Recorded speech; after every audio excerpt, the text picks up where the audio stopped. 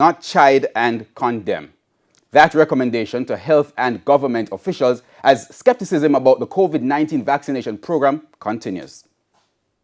As it is in every other country, there are several people in Jamaica who are apprehensive about the COVID-19 vaccine. Some have even taken protest action to voice their mistrust of the new jab. However, social history professor at the University of the West Indies, Mona, Vereen Shepherd, explains that this hesitancy is not only based on conspiracy theories. I say teach and explain rather than chide and condemn. The Black community's distrust of the vaccine and medical research and advice that they are asked to support is rooted in a long record of mistreatment. Dr. Reed Tuckson, co-founder of the Black Coalition Against COVID-19, has explained that the late 1900s were defined by medical breakthroughs, but that many of these experiments and discoveries were made at the expense of Black people's human dignity. The forced use of experimental drugs and procedures on enslaved Blacks created this early mistrust for medicine. Reggae entertainer and Rastafarian Tony Rebel is among the critics. He pointed to US lawsuits in the 1980s linked to previous vaccines. Enough people might look for me and say, yeah, I'm a Rastafarian and therefore I deal with conspiracy theory.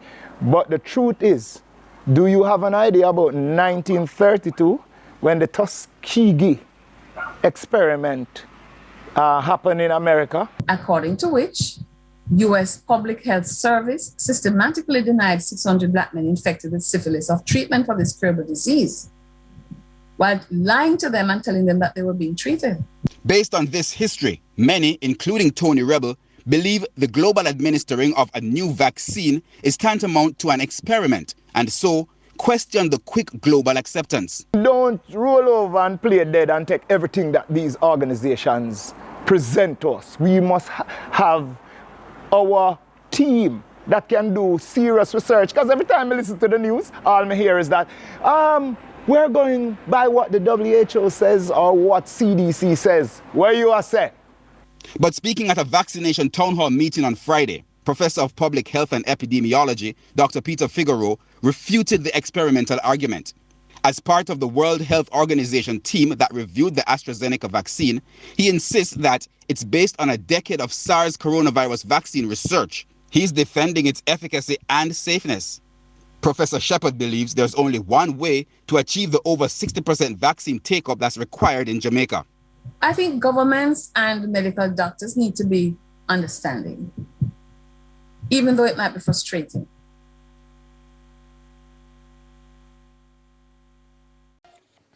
Welcome back to Primetime News, and again a special welcome if you're watching online at onespotmedia.com.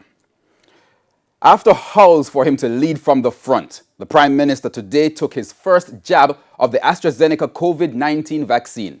Opposition leader Mark Golding also took his jab, saying it is an important signal in supporting the government's vaccination drive. Now, as Giovanni Dennis reports, the Prime Minister still has concerns about the continued spike in COVID-19 cases. Vaccine will be given to our Prime Minister, and it's 0.5 is the dosage. Sending a public signal. 12 days after the first Jamaican was vaccinated on local soil, the Prime Minister was inoculated. Security, health officials, jostling journalists, the expected scenery. Who care about this vaccine? Hold on there, hold on. Nice, hold on. What did I do with this? Yes, ma'am. Come over, stay over there. It's done, the gun already. That's it? Yeah, that's it. All right, nurse, do it again. His wife and Member of Parliament, Juliet, also got the vaccine. It was fleeting and light-hearted. But when Mr. Holness spoke, he couldn't have been more serious. The numbers will continue to rise if we do not observe the protocols. It is in our interest at this point in time to restrict our movements. If you do not have to go somewhere, stay at home. He also had concerns about overcrowding at vaccination centers. we don't want to see a spike in the numbers as a result of persons going to take the vaccine. Because remember, even after you've taken the vaccine, there is a period of time for your immunity to build. So during that period of time, there is still a potential.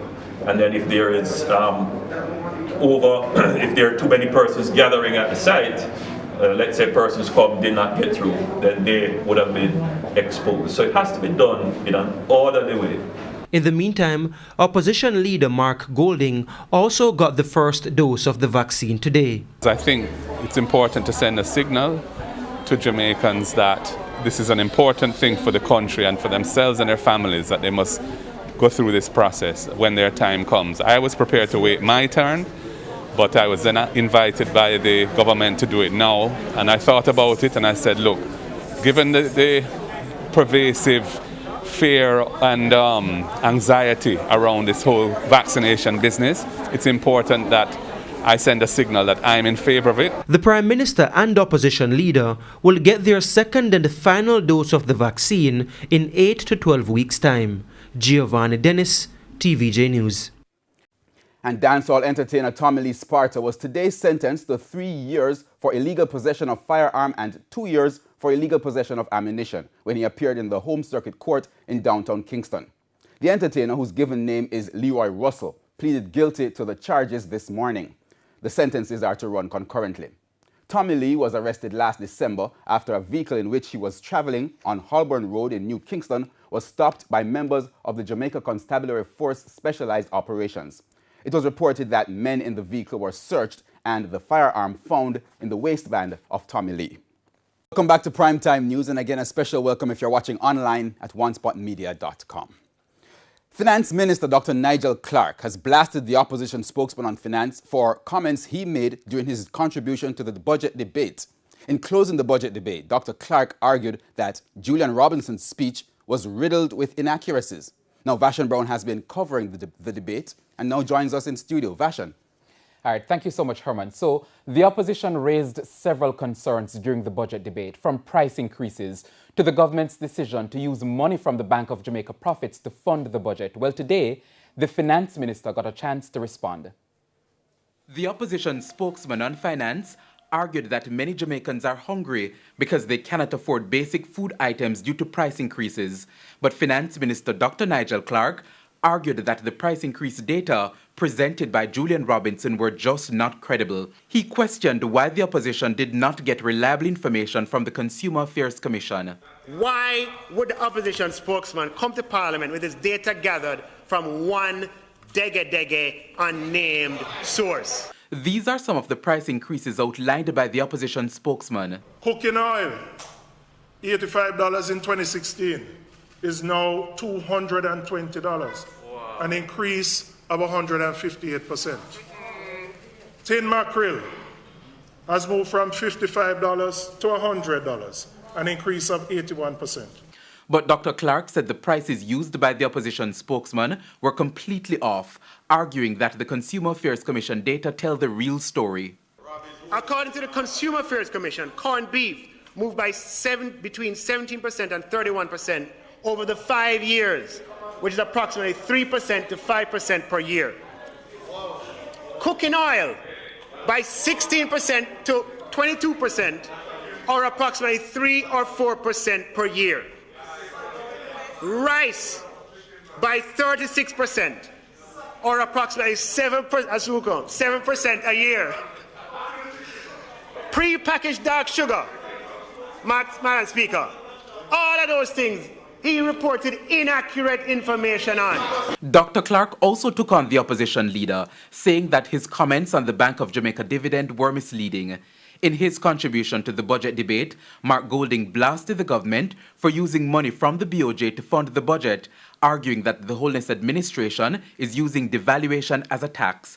But like the Prime Minister, Dr. Clarke is asking where are the BOJ dividends for the years the PNP was in office. Madam Speaker, the audited financial statements of the BOJ show that between 2000 and 2007, and again between 2012 and 2016, 11 years when the opposition was in power, using Mr. Gold's analysis of just adding it all up, the Bank of Jamaica enjoyed foreign exchange dividends of approximately $728 million US. At today's exchange, that's $107 billion. I want to know, Madam Speaker, where are the dividends? It's why Dr. Clark is giving the opposition this advice. They say that when you live in a glass house, do not throw stones.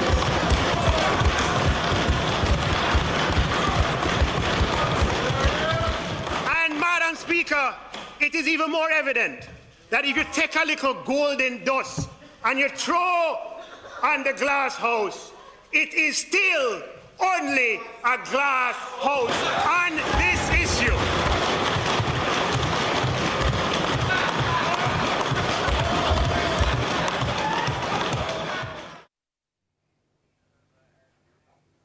Now, Vashan, we understand that the weekend lockdowns also came up for discussion. What kind of assistance did the finance minister say people will receive? Well, Herman, the finance minister says funds will be made available to ease the burden that the vulnerable will face during the lockdown. He says the money will be disbursed through the Constituency Development Fund, CDF, on April 1. The government of Jamaica will provide support in aggregate, equivalent to $2 million per constituency, but meaning that will have to take account of local government as well, right? Sometimes with the unknown constituencies, councils say, hey, what about me? So a total of $126 million through representatives to assist citizens during these weekends of lockdown. All right, thank you very much, Vashan, for that report. And the House of Representatives this afternoon passed changes to the Disaster Risk Management Act. Local Government Minister Desmond McKenzie has proposed 40 new fines of up to $500,000 for breaches of COVID-19 orders. Mr. McKenzie says on the lower end, persons could be fined $5,000 for not wearing a mask in public and $10,000 for breaking curfew. There are also fines for breaking quarantine. Persons who normally reside in Jamaica and on returning to the island from overseas fail or refuse to remain in quarantine or to obey the other directives or order is liable for a fine of $25,000. If a person who does not normally reside in Jamaica or who is a tourist refuse to stay inside the resilient corridor as required, the penalty is $30,000. The fine for unlawful church services and funerals is $100,000. It's the same for illegally operated bars. And on the higher end, hotels could be charged $500,000 for breaches. One who operates a hotel, a resort cottage, that is not licensed under the Tourist Board Act, certified by the Tourism Product Development Committee, or located within the resilient corridor is subjected to a fixed penalty of $500,000. This fine is also applies to any hotel, resort that breaches COVID-19 protocols and to any nightclub, amusement park, water attraction that is operated when it is ordered closed. Welcome back. Thanks for staying with us. One of the consequences of the COVID-19 pandemic has been an increase in medical waste. The challenges for the island's sole facility that handles this waste has been made worse with the spike in COVID cases over the last 2 months. Now, the Ministry of Health is trying to prevent a possible public health crisis by employing the services of the National Solid Waste Management Authority, NSWMA, and a private company to help. Here is Kirk Wright with that TVJ News exclusive. Years ago, hospitals stopped burning medical waste on their compounds, citing environmental concerns. The government then built this medical waste treatment plant on Drummond Street across from the Kingston Public Hospital to treat infectious medical waste from all hospitals island-wide. The medical waste treatment plant is the only such facility in the island, and now it's struggling to cope with the increased medical waste brought on by the pandemic. We asked the Permanent Secretary in the Ministry of Health, Dunstan Bryan, about the severity of the problem. The problem is significant in that over the last 2 months, there has been a significant increase in the number of medical waste that has been generated and is in need of disposal or treatment. We took our cameras to the rear of the Victoria Jubilee Hospital, where we saw loads of the infectious medical waste stored, waiting to be collected. We can't say what was burning, but we observed smoke going into the atmosphere from their chimney. We also took our cameras into the skies over the St. Joseph Hospital in Vineyard Town, St. Andrew, where we observed infectious waste waiting to be collected. Our information is that the same is true for other hospitals across the island. The Permanent Secretary says 2 short-term measures are being implemented to ease the problem. One would see the engagement of the National Solid Waste Management Authority for the disposal of non-medical waste, and we will be engaging a private firm that is in the business of medical waste management to provide or augment our capacities in the short term. The NSWMA says it no longer buries the medical waste from hospitals, but they are covered as quickly as possible. We asked the NSWMA chief, Audley Gordon, about the possibility of people on the dump coming in contact with medical waste and contaminating themselves. The pickers, they earn a living that way. We have tried in the past to discourage them, but yes, it's easy to talk. It's a difficult thing to tell a man to give up his means of survival. So what we did was to educate them as to the dangers and to advise them to use gloves and get the disposable gloves, and to also wear a mask while they're picking. Some comply, I am sure majority don't, but they can't say they weren't warned. But yes, there is a danger. Kirk Wright, TVJ News.